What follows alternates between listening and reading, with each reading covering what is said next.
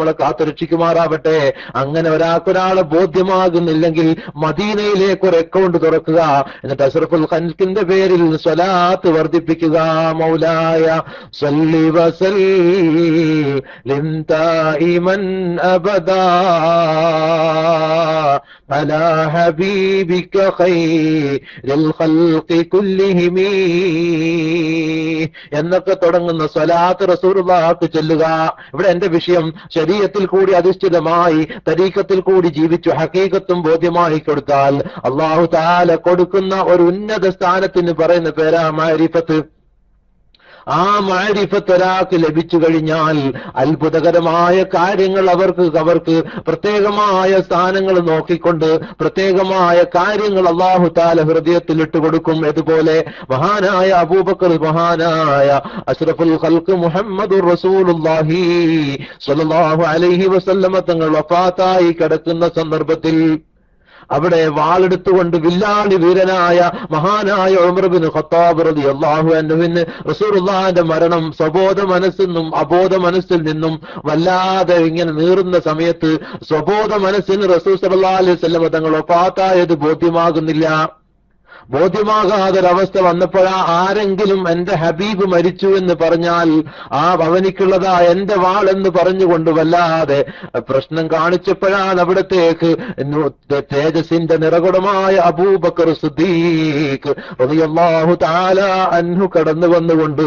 മഹാനായ അബൂബക്കർ സിദ്ദീഖ് റളിയല്ലാഹു അൻഹു ഉമർ ഇബ്നു ഖത്താബ് റളിയല്ലാഹു അൻഹുവിന്റെ തലയിൽ കൈവക്കലോടുകൂടി ഉമർ ഇബ്നു ഖത്താബ് റളിയല്ലാഹു അൻഹുവിന്റെ മാനസികമായ വിഭ്രാന്തി സ്വബോധ മനസ്സിൽ ഉൾക്കൊള്ളാൻ സാധിച്ചിട്ടുണ്ടെങ്കിൽ എന്റെ പ്രിയപ്പെട്ടവർ മനസ്സിലാക്കുക, മഹാന്മാരുടെ ഒരു സ്പർശനം കൊണ്ട് പോലും അവർക്ക് അത്ഭുതങ്ങൾ കാണിക്കാൻ സാധിക്കും. അത് തരീഖത്തിൽ അധിഷ്ഠിതമായി ഹഖീഖത്ത് അല്ലാഹു കൊടുത്തുകൊണ്ട് മഅരിഫത്ത് എന്ന ഉന്നതമായ സ്ഥാനത്തിലേക്ക് ഉയർത്തിക്കൊണ്ട് അവർക്ക് ലഭിക്കുന്ന തജല്ലിയത്തിന്റെ ഉന്നതമായ ആസ്വാദനത്തിന്റെ ആനന്ദമാണ് എന്റെ പ്രിയപ്പെട്ടവരെ. ഇതങ്ങനെ ഒരാള് ലഭിച്ചു അതിലേക്കൊരാള് ആഴ്ന്നിറങ്ങിക്കഴിഞ്ഞ ഈ ദുനിയാവ് പിന്നെ അവർക്ക് പോയി. പിന്നെ എങ്ങനെയാണെന്ന് അറിയുമോ? മദാല അബ്ദി ബിന്നവാഫിലി യഖ്റുബു ഹത്താ അകൂന ലഹു യദം വൽ അർജുലാ. മനസ്സിലാക്കേണ്ട കാര്യം എന്താ? അവിടെ അവർ നോക്കുന്നതൊക്കെ റബ്ബിലേക്കാണ്. അവർ സംസാരിക്കുന്നത് മുഴുവനും റബ്ബിന് വേണ്ടിയാ. അവർ പ്രവർത്തിക്കുന്നതൊക്കെ റബ്ബിന് വേണ്ടിയാ. എല്ലാ കാര്യങ്ങളും അവന്റെ മുന്നിൽ റബ്ബല്ലാതെ മറ്റൊന്നുമില്ല. ഇവിടെയാണ് റബ്ബിനോടുള്ള പ്രണയത്തെ പറ്റി നാം മനസ്സിലാക്കുക. എല്ലാ സമയത്തും ഔസ് മുഹീദ്ദീൻ അബ്ദുൽ ഖാദിർ ജിലാനി ഖദ്ദസല്ലാഹു സിർറഹുൽ അസീസ് പറഞ്ഞതുപോലെ അജാബല്ലി മുഹിബ്ബി കൈഫ യനാമു കുല്ലാ നൗമിൻ അലൽ മുഹിബ്ബി ഹറാമു. അജാബ് എനിക്ക് അത്ഭുതമാണ്, മുഹിബ്ബി മോഹിബി എന്നെ ഇഷ്ടപ്പെട്ട ഒരാൾ പരസ്പരം ഇഷ്ടപ്പെട്ടു എന്ന കാരണം കൊണ്ട് ഉറക്കനക്കൊരു തടസ്സമായി വരികയില്ല. അള്ളാനെ ഇഷ്ടപ്പെടുക എന്നുള്ളത് സത്യമാണെങ്കിൽ റബ്ബിനെ മറന്നുകൊണ്ട് അയാൾക്ക് ഉറങ്ങാൻ സാധിക്കുകയില്ല. അങ്ങനെ ഉറങ്ങുന്നവരാണെങ്കിൽ തന്നെ പരിശുദ്ധ തഹജ്ജുദ് നിസ്കാരത്തിന്റെ സമയത്ത് തതജാഫാ ജുനൂബുഹും അവർ ഷോക്കേറ്റതുപോലെ എഴുന്നേൽക്കും.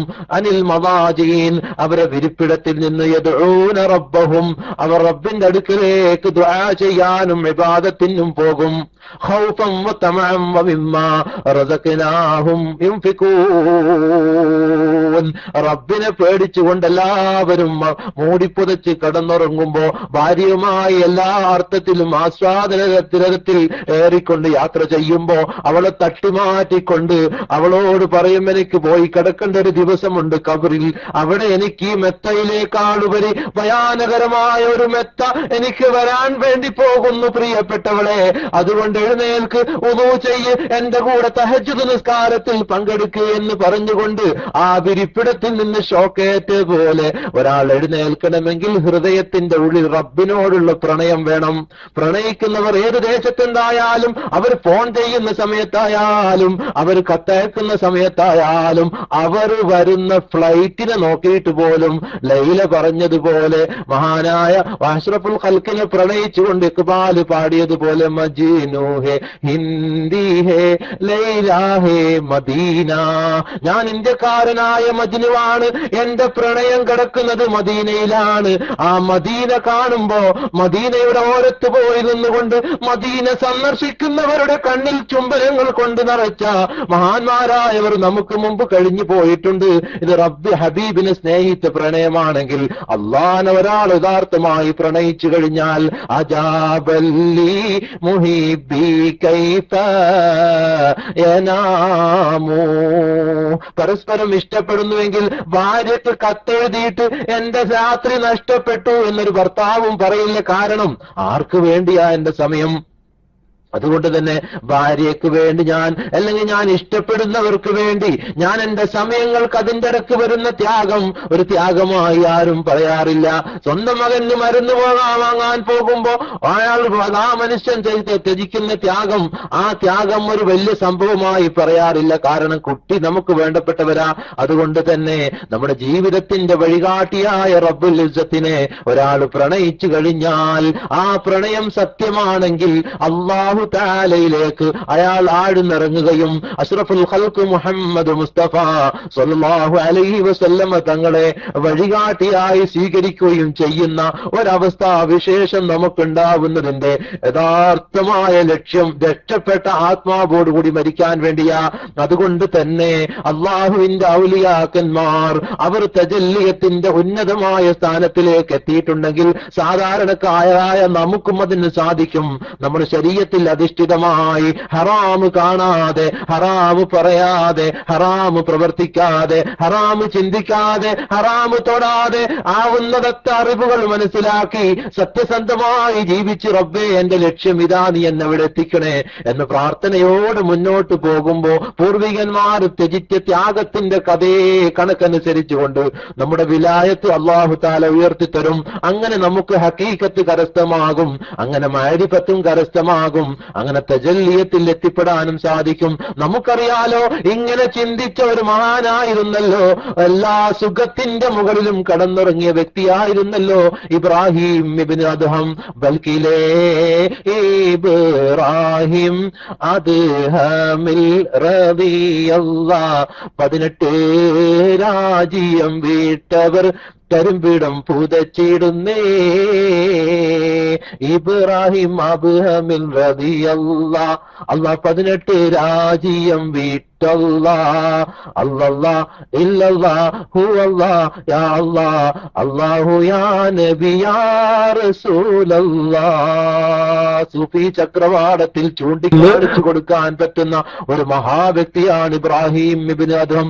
18 രാജ്യത്തിന്റെ ചക്രവാള സീമ ഒരു പുല്ലുപോലെ വലിച്ചെറിഞ്ഞുകൊണ്ട് 4 പ്രാവശ്യം കീറിയിട്ട് 4 പ്രാവശ്യം തുന്നിയ ഒരു കറുത്ത കരിമ്പിടവും എടുത്തുകൊണ്ട് മല കയറിയ മഹാനുഭാവൻ സൂഫി ചക്രവാളത്തിലെ നിത്യ തേജസ്സാണ്.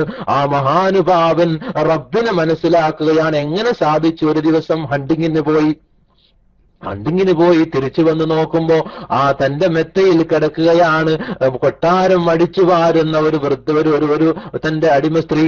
നിമിഷ നേരങ്ങൾ കൊണ്ട് അവിടെ ചൂലും പിടിച്ചുകൊണ്ട് അവിടെ തന്റെ വിരിപ്പിടം അടിച്ചു വാരാൻ വന്ന ആ സഹോദരി അതിന്റെ നനുനനുത്ത അതിന്റെ പതുപതുത്ത പരപ്പിൽ കടന്നുകൊണ്ട് ആസ്വാദനത്തിലും അതിന്റെ സുഗന്ധത്തിലും കടന്നുറങ്ങിപ്പോയ സന്ദർഭത്തിൽ അവിടെ മനസ്സിലാക്കുക, പെട്ടെന്ന് തന്നെ ഹണ്ടിങ്ങും കഴിഞ്ഞുകൊണ്ട് വേട്ടയും കഴിഞ്ഞുകൊണ്ട് ഇബ്രാഹിം ഇബ്നു അദ്ഹം റളിയല്ലാഹു തആല അൻഹു വന്നിട്ട് അവിടെ നിന്നിങ്ങനെ നോക്കുന്ന സമയത്ത് വൃദ്ധയായ തന്റെ അടിമ അവിടെ ചൂലും പിടിച്ചുകൊണ്ട് തന്റെ വിരിപ്പിൽ കിടക്കുകയാ.